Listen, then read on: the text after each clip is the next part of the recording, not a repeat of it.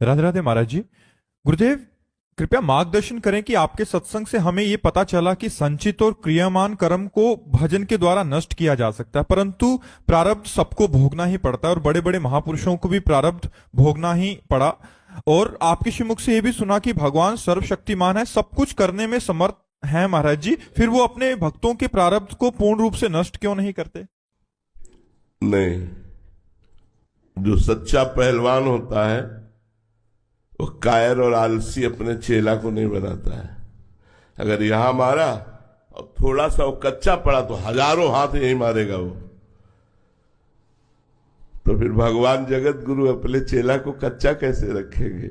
शरीर राग से जो डर रहा है कि प्रारब्ध भोग भगवान मिटा दे, वो कायर है, शरीर रागी है।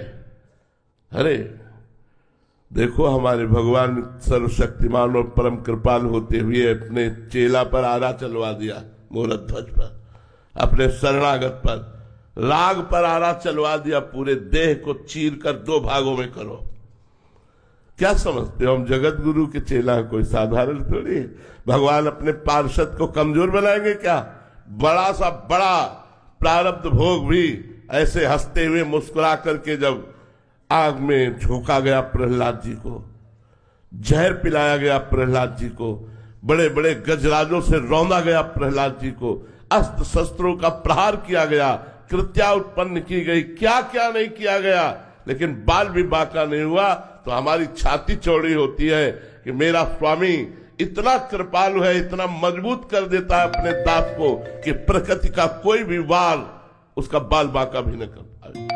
सीम की चाप सके को तासु, बड़ रखवार रमापति जासु। भगवान अपने शिष्य को, अपने पार्षद को, अपने भक्त को कायर नहीं बनाते, कमजोर नहीं बनाते, विश्व को दिखा देते हैं कि देखो अगर जरूरत पड़ी तो मेरे लिए गर्दन कटाने में भी पीछे नहीं हटने वाले।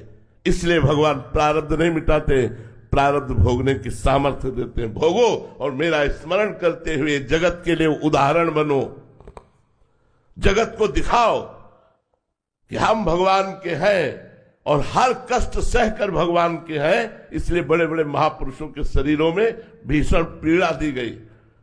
ये क्या है? भगवान परिपक्व करते हैं, भगवान मजबूत करते हैं अपने दासों को, देह भाव से रहित करके चिदान। तभी तो होता है ऐसा। ऐसा कैसे? बोले ऐसा इसलिए क्योंकि भगवान के दास हैं, क्योंकि भगवान के जन हैं। इसलिए सर्वाश्चर्य में भगवान की कृपा, भगवान की कृपा कमजोर नहीं करती। महाराज जी, प्रतिकूलता देके विशेष भजन में रुचि करवाते हैं। बिल्कुल, प्रतिकूलता ही भगवान के साक्षात्कार का योग प्रदान करती है।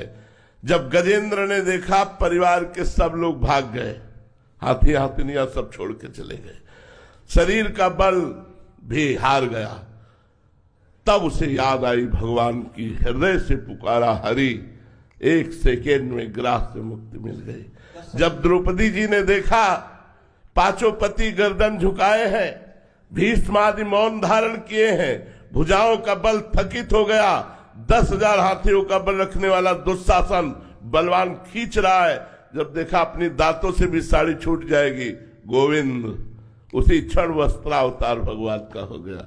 तो प्रतिकूलता योग प्रदान करती है भगवान के मिलन की।